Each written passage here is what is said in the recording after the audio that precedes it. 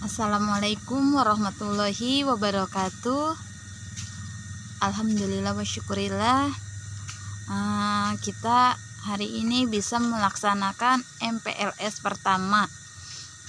Terlebih dahulu perkenalkan, nama Ibu Uun Unasi SPD, alamat Ibu dari Kampung Belender, Desa Cibadak. Nah, di sini Ibu akan mengajar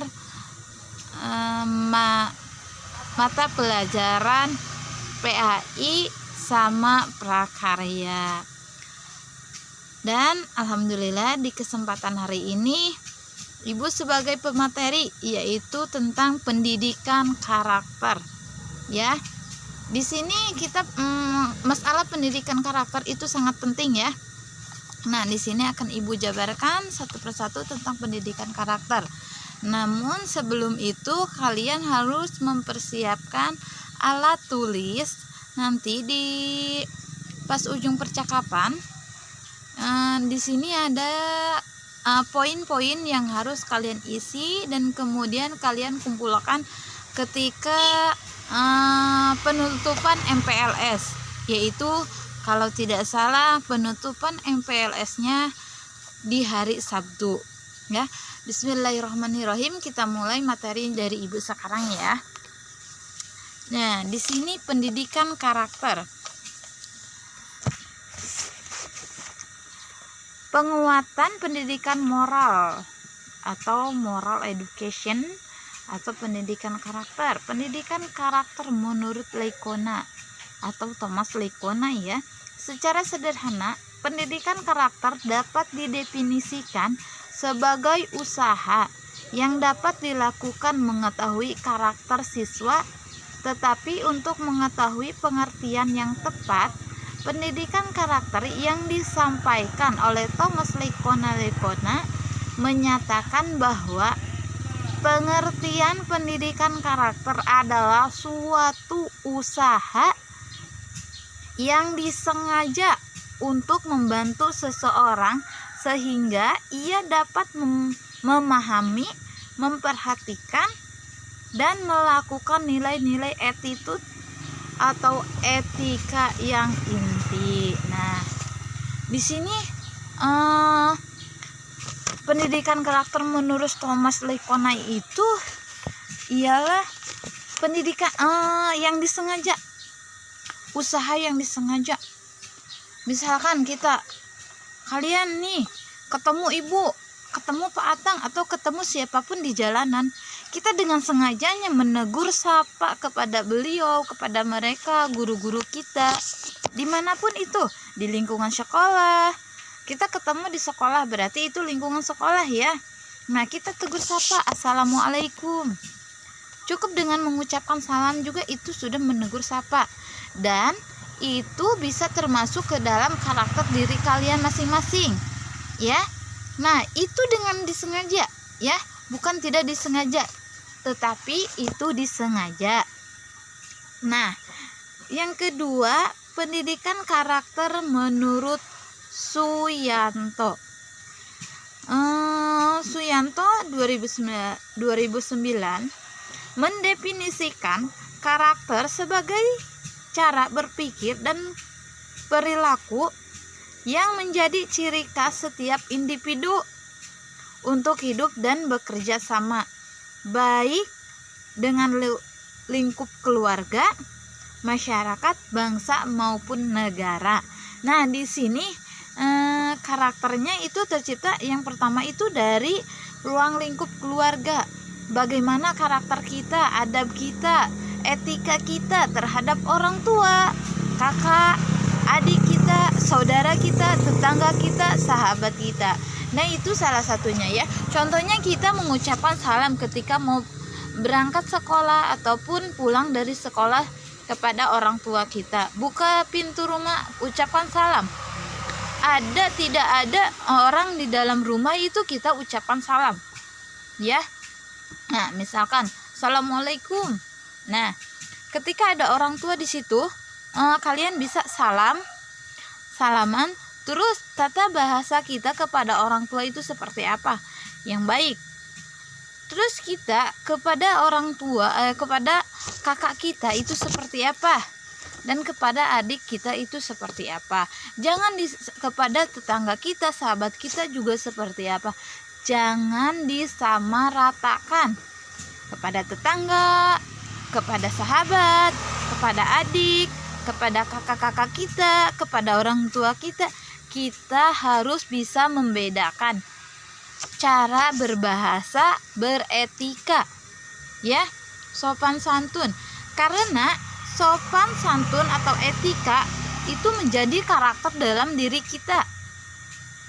Kalau karakter dalam diri kita, misalkan kita tidak bisa menghargai orang tua kita, kepada orang tua kita bahasanya kurang sopan, itu mencerminkan diri kita, kepribadian diri kita. Oh, ternyata kepada orang tua pun seperti itu, apalagi kepada orang lain, ya. Coba kita belajar sedini mungkin dalam berperilaku. Nah, di sini ada pendidikan yang ketiga, ya. Di sini ada beberapa menurut para ahli, dan ini yang ketiga menurut pendidikan karakter menurut kamus psikologi. Nah, menurut kamus psikologi, karakter adalah kepribadian. Ditinjau dari titik tolak etis atau moral, misalnya kejujuran seseorang, dan biasanya berkaitan dengan sifat-sifat yang relatif tetap. Ada 18 butir pendidikan karakter, yaitu religius, jujur, toleransi, disiplin, kerja keras, kreatif, mandiri, demokratis, rasa ingin tahu, semangat kebangsaan, cinta tanah air, menghargai prestasi, bersahabat atau komunikatif, cinta damai, agar membaca gemar membaca, peduli lingkungan, peduli sosial, dan tanggung jawab. Nah, di sini akan Ibu jabarkan juga, ya, tapi tidak semua. Nah, di sini Ibu akan menjabarkan religius. Apa sih, Bu, yang dimaksud dengan religius? Tentang keagamaan, tentang kerohanian. Misalkan kita sebagai anak, kita ini masih sekolah kita, kalian nih dari SD masuk ke SMP, yaitu memasuki masa-masa remaja. Hilangkanlah masa-masa kekanakan kalian, ya. Karena di SD sama di SMP itu akan sangat berbeda cara pembelajarannya. Mungkin kalau kedisiplinan memang sejak dini harus diterapkan, ya. Nah, di sini religius, kita ditingkatkan lagi ibadah kita, ngaji kita. Awas jangan sampai sekarang baru kelas 7 kebanyakan anak main game terus, lupa sama ngaji. Ya, ngaji harus tetap dijalankan. Salat 5 waktu harus tetap dijalankan. Itu religius, ya. Salah satunya. Ibu tidak akan panjang lebar, ya. Nah, di sini ada jujur, kejujuran. Misalkan nih kalian ada ini, ada amanah, ini dari teman, tolong dong, ini nitip uang, misalkan besar uangnya itu 50.000, tolong ya, kasihkan ke orang tua saya atau ke adik saya ini. Nggak tahu ini adiknya, dikasih aja uangnya 30.000, kan dapat 20.000. Iya, kita masuk kantong buat jajan. Nah, itu salah satu tidak jujur. Atau dari segi percakapan, kami bilang, tolong dong bilangin saya tidak masuk sekolah karena sakit. Nah, kalian bilang kepada guru, kepada teman yang ada di sekolah, bilangin si A itu nggak masuk karena malas. Nah, itu salah satu kebiasaan atau ketidakjujuran. Tolong usahakan kita belajar jujur, ya, karena jujur itu sangat penting dalam kehidupan kita. Dimanapun nanti kalau kalian bekerja, Dimanapun itu kejujuran itu utama, ya. Kalau kalian tidak jujur, mohon maaf aja, dimanapun Anda berada, dimanapun Anda bekerja, tidak akan ada kenyamanan atau tidak akan bertahan lama. Nah, di sekarang ada toleransi.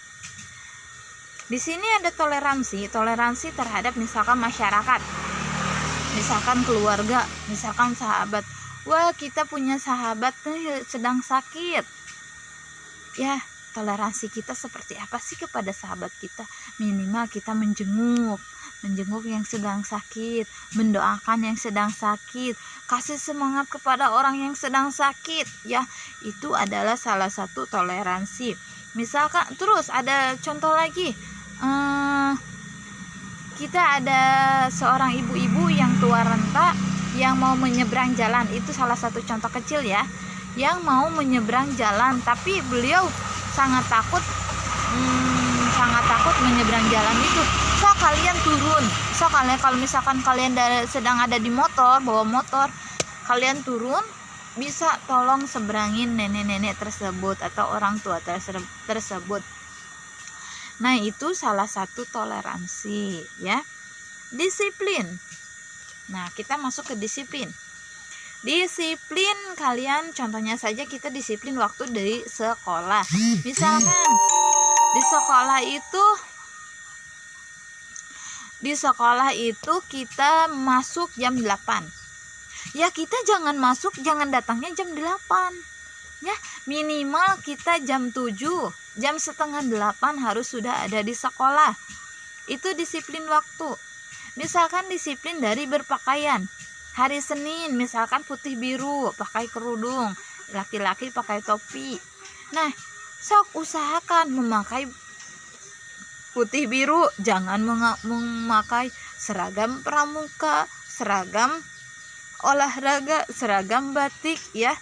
Itu berarti tidak disiplin dengan aturan-aturan sekolah, ya. Misalkan di sekolah tidak boleh kalau untuk laki-laki tidak boleh merokok, tidak boleh rambut panjang, ya. Seragam itu harus rapi. Nah, itu salah satu disiplin. Kemudian kerja keras. Nah, di sini ada kerja keras, apapun yang kalian inginkan itu harus bekerja keras. Misalkan ketika nanti ada pembelajaran dari ibu, yaitu kan ibu juga pegang mata pelajaran prakarya. Kalau prakarya itu kebanyakan dari praktek. Misalkan nih, kalian harus membuat miniatur rumah. Bu, saya tidak bisa membuat miniatur rumah. Sudah beberapa kali rumah tersebut rusak terus, hancur lagi. Nah, kalian jangan patah semangat, harus ada kerja keras. Nah, dalam kerja keras tersebut ada nilai tersendirinya, ya.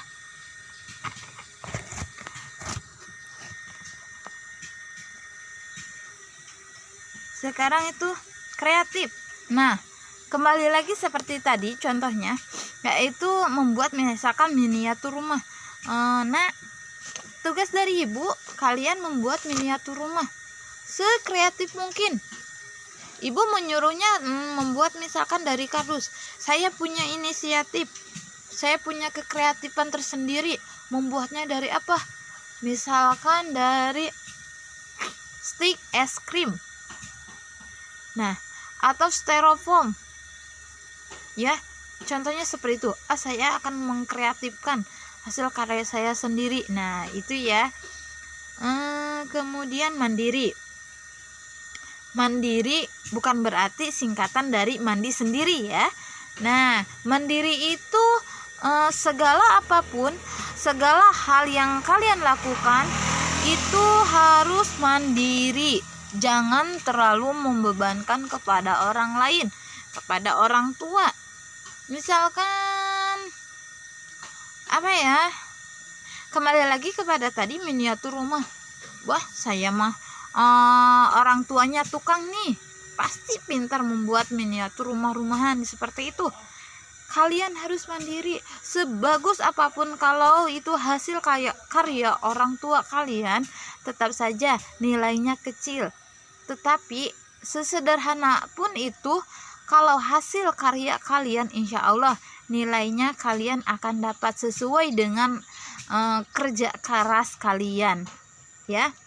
Jadi mandiri, jangan tergantung kepada orang lain, harus punya inisiatif sendiri. Saya harus bisa, dan memang harus bisa, ya. Rasa ingin tahu, jadi kalian itu jangan hanya ini nih sekarang pembelajaran pendidikan karakter. Ulasan dari ibu mungkin hanya sebentar ya. Kalau kalian ada rasa ingin tahu tentang pendidikan karakter atau lebih dalam lagi, kalian bisa searching di Google tentang misalkan pendidikan karakter. Kalian cari tentang artikel tentang pendidikan karakter. Nah, di situ akan keluar dari berbagai sumber. Kalian pilih salah satu sumber di situ. Nanti kalian baca. Oh, ternyata pendidikan karakter itu seperti ini.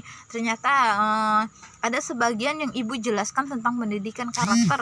Karena tidak semua ibu jelaskan di sini ya, karena menyangkut ruang dan waktu untuk kalian juga ya.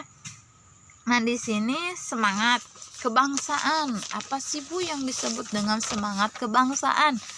Semangat kebangsaan kita